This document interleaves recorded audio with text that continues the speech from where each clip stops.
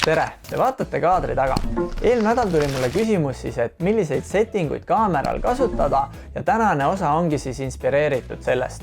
Ja esimene asi, millest alustame, on shutter speed. Kui te filmite näiteks 24 kaadrit sekundis, siis peaks teie shutter speed olema 48. Paljud kaamerad siiski ei lase panna täpselt 48 peale, siis oleks mõistlik panna 50. Põhimõtteliselt siis korrutate 2-ga, mitu kaadrit sekundis te filmite. Et kui te filmite 120 kaadrit sekundis, siis võiksite panna shutter speedi 250 peale.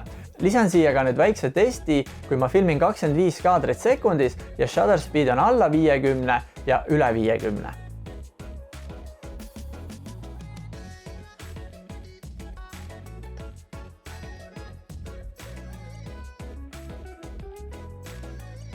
Järgmine asi, millest räägin, on ava. Kui sa tahad saada sellist udust tausta, tuleb keerata siis kaameral ava võimalikult lahti, ehk siis antud kaameral on see 2,8 ja kui sa tahad saada sellist ühtlast pilti, tuleb keerata ava võimalikult kinni. Kolmandaks räägime siis ISOst. Lühidalt siis, mida väiksem ISO, seda kvaliteetsem pilt ja mida kõrgemale te ISOga lähete, seda rohkem tekib pildile müra sisse. Ja sellepärast mina eelistan ka Sony kaamerad, kuna pimedas on ta võimed tunduvalt paremad kui teistel sarnastel kaameratel.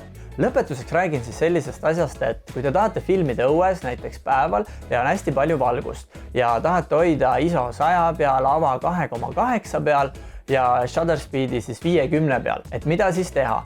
Ega siin väga suurt midagi teha ei olegi, et tuleb kasutada ND-filtreid. ND-filtreid on siis mitut sorti, on näiteks ND4, ND8, ND16 ja nii edasi.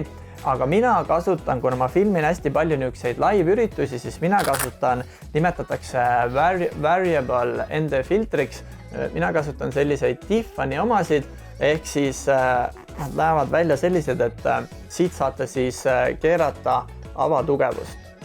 Hästi mugav ja lihtne mingitel, ütleme, kui teil on natukene liiga tumedaks keeratud, siis ta jääb niisugune sinakas ja sellel on ka nagu ühesõnaga omad miinused, aga pigem minu filmimisstiili juures on ta väga kasulik abimees. Ja objektiive on muidugi palju ja kui hakata kõigile eraldi ostma selliseid ND-filtreid, siis muidugi see läheb päris kalliks. Väike soovitus, soovitan osta näiteks niisuguseid step-up ringe.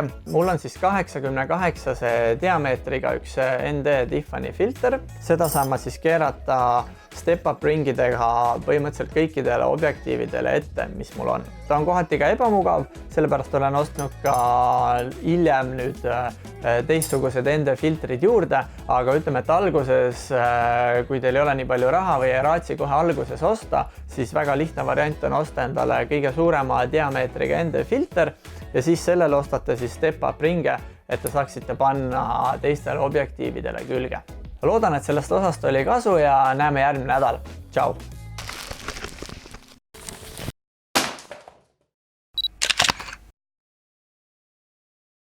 Järgmine asi, millest räägime, on ava.